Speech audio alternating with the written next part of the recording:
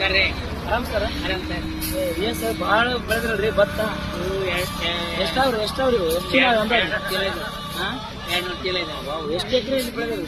4 ಎಕರೆ. 4 ಎಕರೆ ಬರೇನ್ರಿ? ಭಾರಿ ಅಲ್ರಿ ಕೋಳಿ.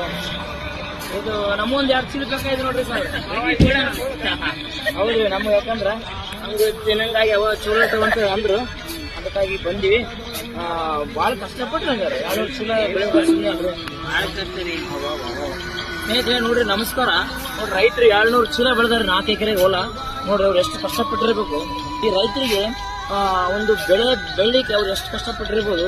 ಆ ಭೂಮಿ ತಾಯಿ ನಂಬ್ಕೊಂಡು ಇವತ್ತು ಒಂದು ಬೆಳೆ ಬೆಳೆದಾರ. ಆ ರೈತರಿಗೆ ಆ ಬೆಳೆಗೆ ಒಂದು ಒಳ್ಳೆ ಬೆಲೆ ಸಿಕ್ಕರೆ ಅವ್ರ ಬದುಕು ಬಹಳ ಬಂಗಾರ ಆಗ್ತದೆ ಅಂತ ಹೇಳ್ತೀನಿ. ನೋಡ್ರಿ, ನಮಸ್ಕಾರ, ಒಳ್ಳೇದಾಗ್ಲಿ. ನಮ್ಮೊಂದು 2 ಚೀಲ ತೆಗಿಲ್ರಿ. ಆಯ್ತು. ಆಯ್ತು, ನಮಸ್ಕಾರ.